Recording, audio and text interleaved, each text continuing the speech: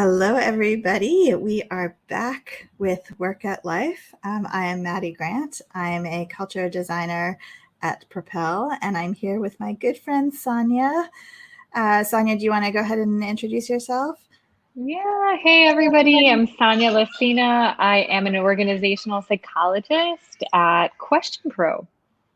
Yes. And so if you have been listening to our podcast for a while, you know that Work at Life is all about that gray area between work and life. And in this particular season, we have been talking about the First Female Recession as our big sort of theme for season 2 of the Work at Life podcast. So for today, we wanted to basically just summarize the last few episodes and the different guests that we had on the show. And kind of wrap it up for our last episode of this season, because we're going to take a little break after this and come back bright and early in September, probably with our new season. So I wanted to just go ahead and kind of give a quick recap of what we've been talking about for the last few episodes. So on the very first episode, we discussed the concept of the first female recession. And our big surprise, because as you know, we always start every episode or include in every episode a data point to talk about. And we were really surprised in the first episode to see that people aren't really aware of what the first female recession is and how bad it is.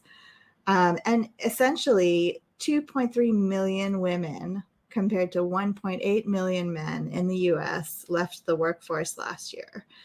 And 86% of job losses were incurred by women. So, obviously the pandemic has been really bad for everybody, but worse for women, hence the first female recession. And also the pandemic in 1 year has set us back significantly from the baby steps that we had been making before to get women, up to the same level as men in the workplace. So kind of depressing to start off the season. Yeah, and that's it. And the one thing is there's so many big things in the world to have an impact on and things that are not easy to change. And so for us, after we were reading the headlines and seeing information about the first female recession, even for Maddie and I, who are so ingrained in culture and so ingrained in diversity issues, it was something that we wanted to really help give a spotlight to, because I think most people in general are probably no strangers to knowing that women are generally paid less than men. They hold fewer executive positions, even oftentimes fewer management positions.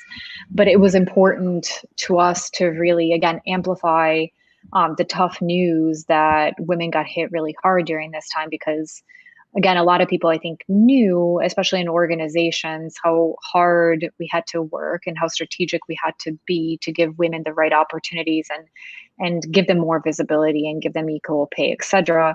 But it was important to know that that battle was actually going to get even more difficult because of this pandemic. And so, again, to reiterate what Maddie said to us, it was maybe a little surprising that was a lot less common knowledge, and there are a lot of people who can make a difference in that area. And so we created the sequence and the season to really highlight the different action items that people could take, especially those who are leaders in culture and leaders in human resources, etc.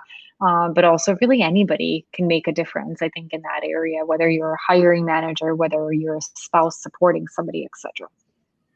Yeah, exactly. And as a culture designer, I feel very strongly that if you name the problem, if you name the issue, then that is a big step towards solving it. So just being able to talk about this and share, with our audience, share with more people that this, first female recession exists at all, I think is actually really important in, helping to take, new baby steps towards helping to fix the things. So in the conversations that we had this season, we had several really interesting guests. And I think really for each one, we found some silver linings. So in episode 2, we talked to Megan Newhouse, and we heard her story about reflecting on her own life and honestly, her own downward spiral that led to her reinventing herself, which seems a little off topic, except the idea that the pandemic forced everybody to a greater or lesser extent to really truly think about what matters to them in their personal lives and how much the personal and the work like mesh together once, everybody's at home on Zoom trying to do business meetings, and they have their kids in the background, they have the dog who wants to be walked, they're possibly dealing with people who are ill, there's so much like mushing together, even more than before. So this concept of really taking the time to truly think about what's important in your own life, as relates to, what we would have traditionally called work-life balance, but it's even deeper than that, right? And then beyond that, how organizations have started to provide access to services that can help, like mental health services, or just really paying attention to how they can support their employees, like just asking, like, how are you doing? And that should be important no matter what, right? And I think wellness is something that's been in the kind of lexicon for organizations for a while, but the pandemic put into relief, how important it really, really is. And for organizations, how important it is to actually support your employees. Like, it's no longer something that's just a checking the box or compartmentalizing or a perk. It's actually really core. Yeah, absolutely. And I actually had a personal moment with that recently is when the pandemic, I'm always very good staying on top of my my medical checkups. Mental will come next. And during the pandemic, that became a challenge because for a while vaccines were not available. And so I wasn't going to my routine checkups. And now that I was able to get vaccinated, I already went to the dentist, I got my blood work done. And one of the things that I was saying I need to prioritize for myself is my mental wellness plan, because it was such a challenging year and a half. And I've spoken with so many people that have gone through different things. And I've personally gone through moments of, I feel so fortunate, of moments of can't take this anymore.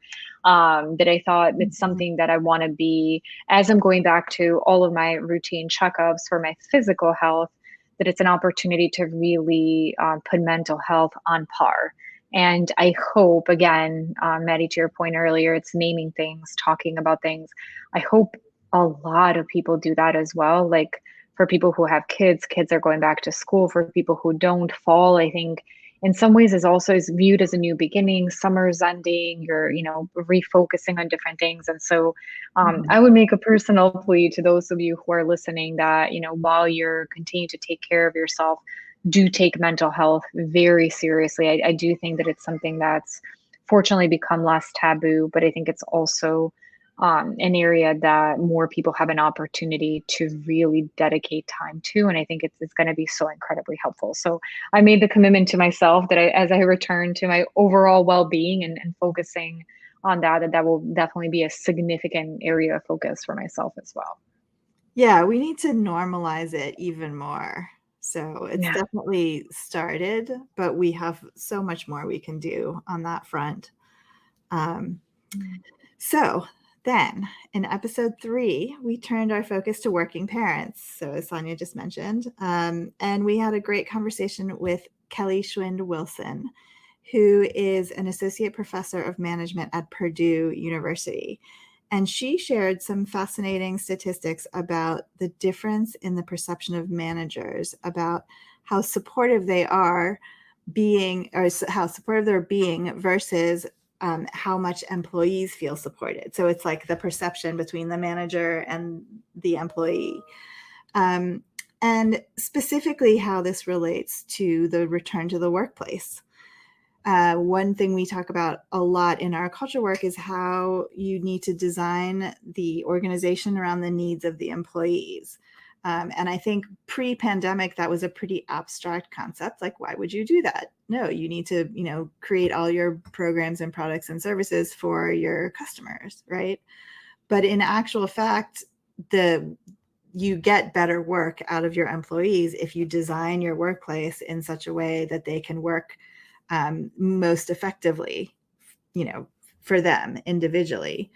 And the pandemic, again, just put that in huge relief in the sense that, now we're talking about how different people need different kinds of flexibility, right? So it's no longer a one size fits all, or a certain level in the hierarchy are the ones that get the corner office. Now it's like some people work better at home, some people work better in the office. Some meetings are better over Zoom, some are better in the office. There's all these different things. And then related to Kelly's research, there's just the idea that in management, you often have, and this is true of senior leaders as well, you often have a more positive perception of the workplace and or of your own sort of abilities in the workplace than perhaps your employees do. And so, what do we do with that kind of disconnect? Yeah. And one thing I've actually been thinking about a lot lately too, the kind of the ties, the episode with Kelly and Megan, is that hopefully a lot of kids will go back to school full time. We'll see how that shakes out.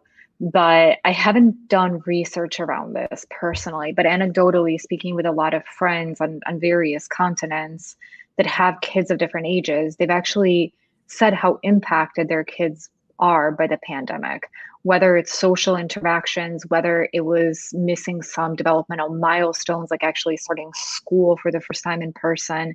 And I think that they were just saying how much of a difference they saw in their kids. Again, it was across ages, across different countries. My son is really small, so I see some maybe differences in him, but he's not able to maybe verbalize things as much as possible. And so, Maddie, as you were talking about the support for parents and the different shifts, again, I couldn't help but think that sometimes for people, for organizations, when it's something that's like physically visible, it's easier to address. Like, oh, my child can't go to school, they need to be physically at home with Zoom, so I need more flexibility. One thing that I think organizations and managers can be really in tune to is the kind of maybe mental support the parents will also need to give to their kids, even if they've been able to return. How effective are they in class? How are they interacting with their peers? How well are they consuming knowledge? Are there any developmental gaps or just learning gaps from how education happened last year? I think it's going to be a lot more delicate. I think it's going to be a lot less obvious, but I think in some ways it might even be even more important than what happened last year.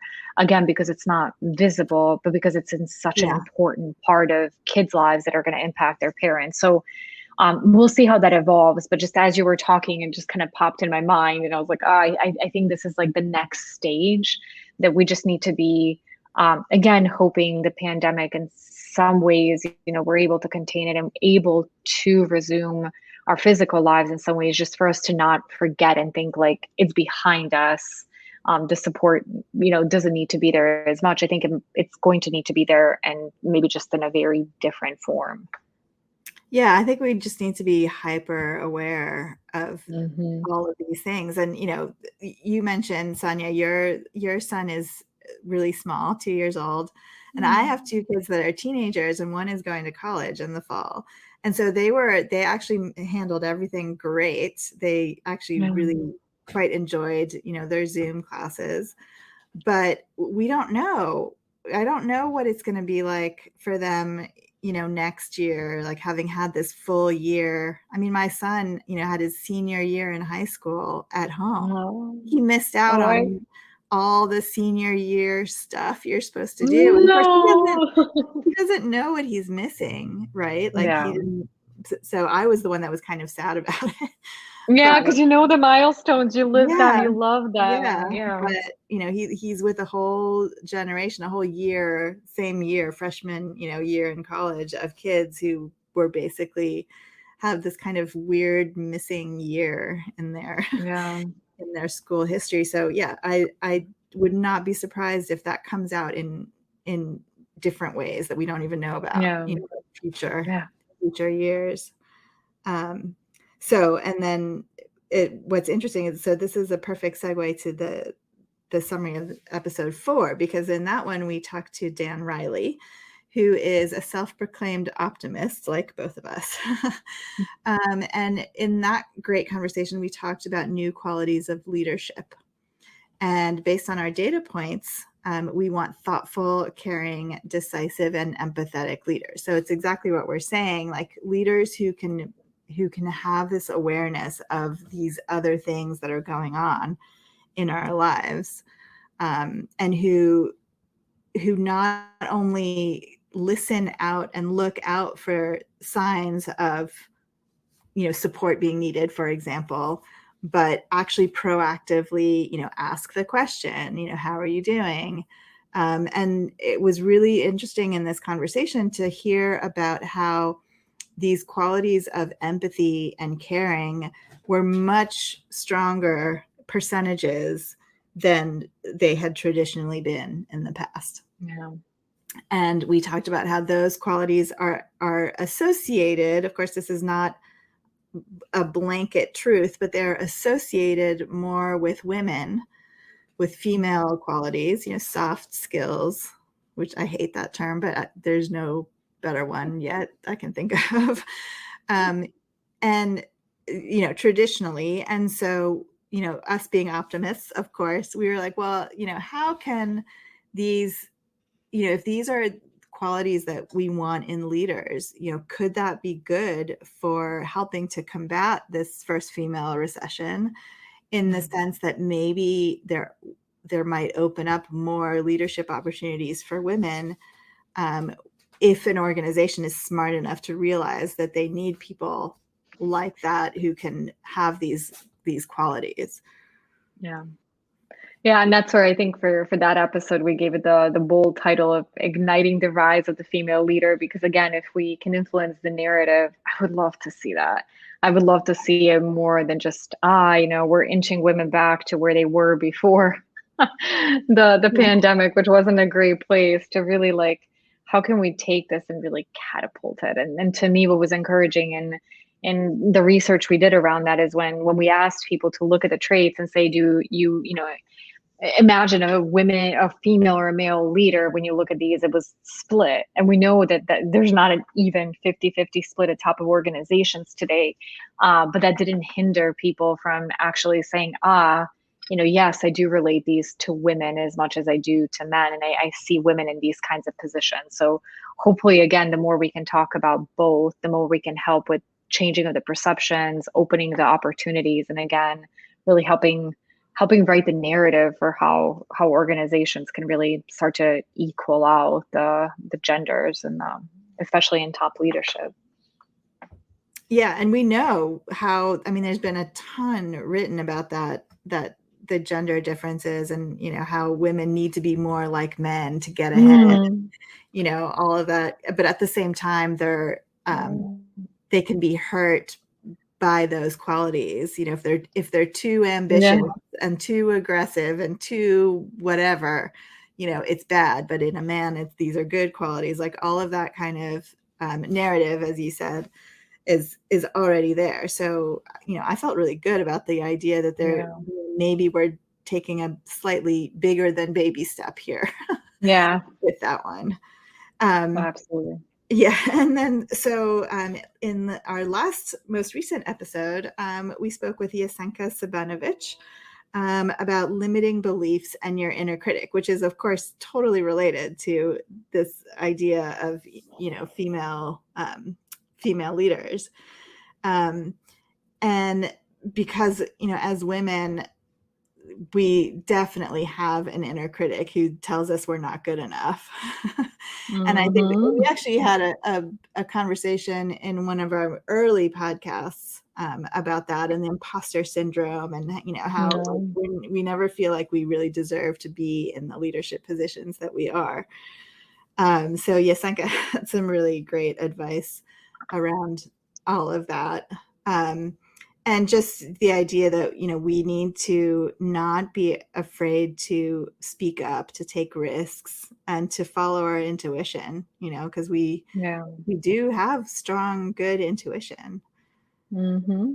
Yeah. And I love the advice too, to as much as we have the inner critic, to look for the inner nurture as well and take care of ourselves and really look for all the good. So yeah, I think that was a nice way to wrap up with our guests. So many different perspectives and different topics on, I Yeah. think, how women can help themselves at this point, hopefully come out of this in a much better place. Well, and I think that's exactly the point of this whole season, is that, because we always want to balance what the individual can do compared with what the organization can do. Mm-hmm. But that balance is really critical. We can't just sit back and wait for companies to step up and do these things for us, Mm-hmm. right? So there's definitely some individual power that we need to take back. And Yeah. maybe next season we might talk more about that. Amazing. Yeah. But there is a balance, and there's also lots and lots of things that organizations can do to help Yeah. support, women in the workforce, specifically parents, as a sort of subgroup. Things that, organizations and companies maybe didn't really think much about, or it was things like wellness that maybe just sat within an HR department to think about. But now there's much more of a realization that if you don't pay attention to these things, you're going to lose, a really significant portion of your best workers, possibly, Yeah. right? Because of this whole first female recession. So, we'll see what happens. We'll see how hopefully just temporary this was, like hopefully like a little blip in the universe. But, Yeah. we're hopeful that both sides of this coin can really take action, basically. Yeah, absolutely. And I do think what you're saying, Maddie, is so important, because for organizations that do something, they're much more likely to also attract individuals who are proactively doing something. And so when Mhm. you have those two forces from an organizational and an individual standpoint, you're going to be in a much better place, because as an organization, you'll have better people. You will, without a doubt, do better financially. And as an individual, when you have a choice, you would probably, given I don't know what other factors like could be so significant, choose to go to a place where you're going to feel really supported, over somewhere where you feel like you'll have to fight on your own. Maybe if the circumstances are such that you can't find a place at the time where you'll feel supported, you'll choose the other one. But other things being relatively equal, you'll want to go somewhere where you feel like, the organization believes in you and wants to give you the resources to succeed. So that's where I'm hoping that, to your point again, like, people realize they can take action and they can really carve, have an influence, an impact on their future. But for organizations to know that if they're not doing it, they're going to miss out on some really amazing talent. So hopefully it'll be a bit of a perfect storm, seeing both of these like ends kind of rise and just really create a difference and an impact. And one data point that we prepared today, to kind of maybe it's certainly not an end to the conversation. I think this is just a beginning, but Yeah. maybe somewhat somewhat of a closing just to this season is, Maddie and I've thought so much about, again, through these different topics, how can we help? What do we raise awareness on? What brilliant people do we bring on to bring advice? And we were just thinking, what is our thought for really the end of the season? And one question that we asked of people in the US is, how has the global pandemic impacted their lives? And we asked both of men and women to compare because based on the many statistics we shared during the season, women were more heavily impacted because they had to carry more of the burden of taking care of the family and their parents, and they were more likely to step out of the workforce. But we gave this 0 to 10 point scale, and 0 was that the pandemic was an inconvenience, 10 was that it was a life-changing shift, and men and women scored very close. Men, it was a mean of 5.7, and for women it was a mean of 6.2. And so when Maddie and I took a step back and looked at this data, we thought, what does this mean? And the first thought that came into both our minds is that it shows resilience. It shows resilience of people in general, because man, this pandemic was definitely more than an inconvenience, I would say, to most, but you can tell people are still fighting through it. And women only scored slightly higher than men. I really thought when we launched this question that we're going to see a pretty significant difference, and we'll be able to say, wow, women really felt it more.